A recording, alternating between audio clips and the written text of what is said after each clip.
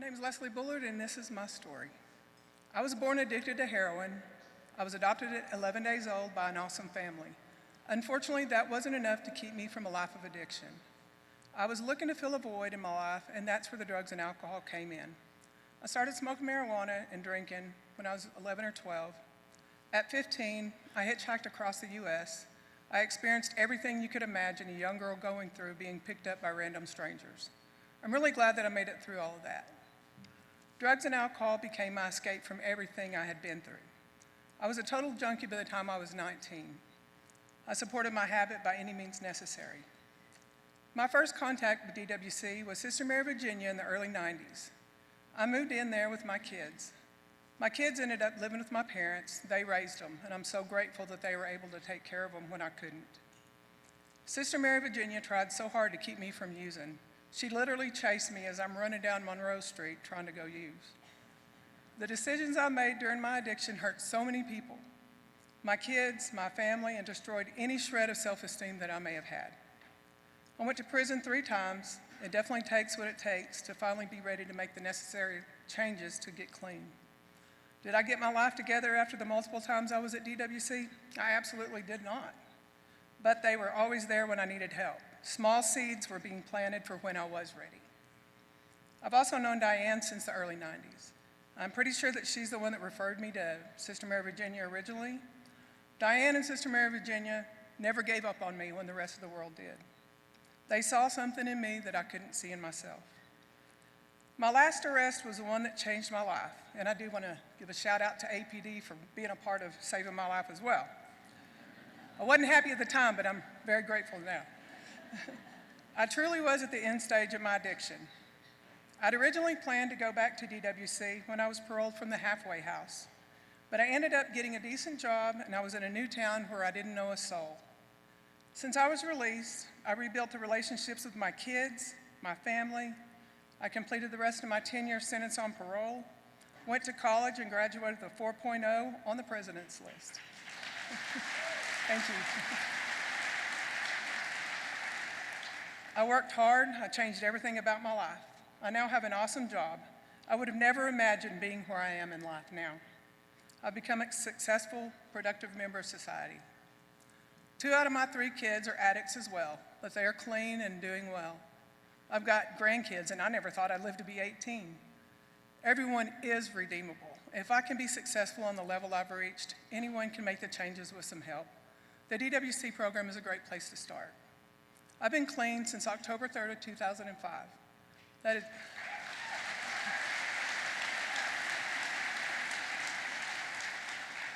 18 and a half years, and I didn't even think I was going to live that long in the beginning, so it's pretty amazing. My story is one of many in the book that's available today, so be sure and pick up your copy before you leave.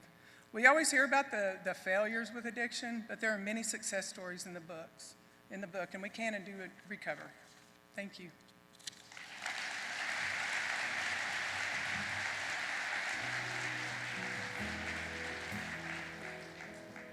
And I was having a conversation with Diane, and Diane had mentioned something about having a book written. And I can't tell you, but cold chills just went up and down my spine, and I was like, I think I can do that. I want to do that. And here we are. Long story short, here we are.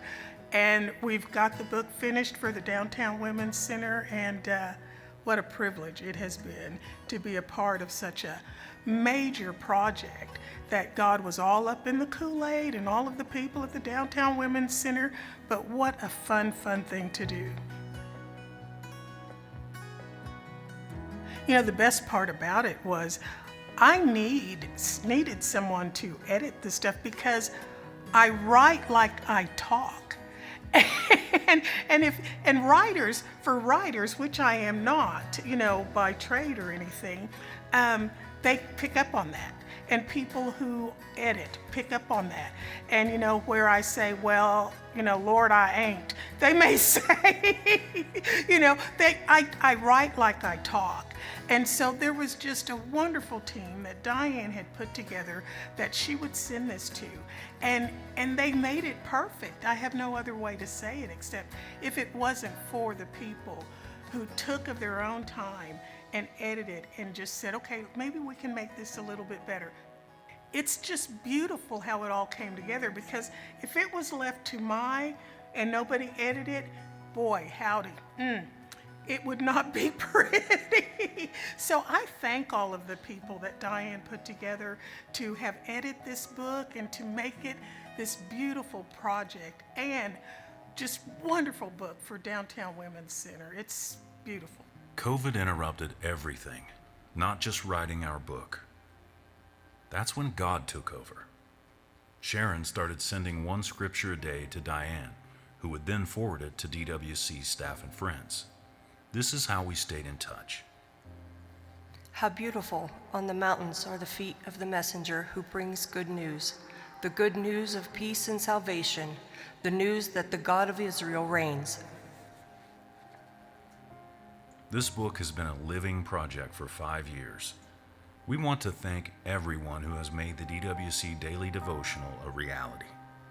Thank you to the writers, the editors, and especially to our women who shared their stories. That's where it gets emotional for me, because Diane Gilmore has allowed me and Susan to be a part of the Downtown Women's Center for 20 years now. It's been a beautiful, beautiful thing. And I cannot tell you how just knowing that what I was putting on paper was something that was going to be timeless for the women who are so dear to my heart at the Downtown Women's Center. You know, it just brings tears to my eyes, because they are the most beautiful women I've ever met in my whole entire life.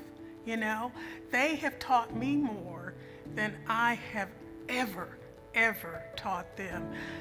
Strength, perseverance, getting back up, you know, when you fall down.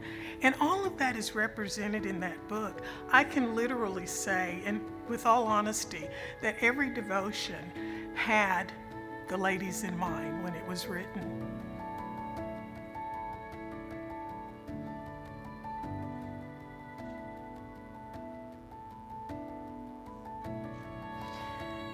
My story began November 26, 2005, when I didn't have nowhere to look but up, and I had to look to God.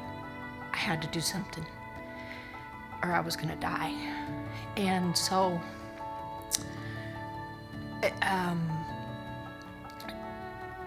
I went to treatment. I got into treatment down in Lubbock. I was there for a month. I got out of there. I came to the Martha's home for a month, and then I got into the Downtown Women's Center on my birthday, February 20th, 2006. And that's where my journey began, where I learned to start living sober. I chose to go home, and I took both my dogs there, and I hit Shamrock. And I'm serious, I drove like this because the liquor store was on that side of the street, and I had to go almost all the way through town to get to my home. And I didn't leave. I did not leave my house that whole weekend. And the one thing that brought up is that I am just as trapped in this house as I was with the alcohol. And I didn't want to do that anymore. It was hard for her. She did a lot. She's very strong now. She's made it through so much, thanks to y'all. And really, we wouldn't have a life like this without y'all, really. And it's just helped her so much. And I'd gotten on my knees and asked God, is this where he wants us to be? I never submitted like that to God before. I was riding the city bus. I didn't have a vehicle. And talking to people, and it was like, I didn't think I'd ever be anything but a drug addict. The Downtown Women's Center was a safe place to learn how to live. And now I have 18 and a half years. Praise be to God.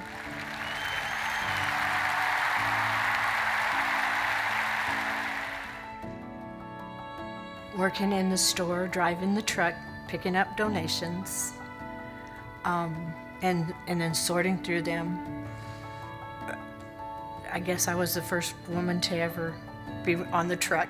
I went to the city of Amarillo Transit Department. I went there.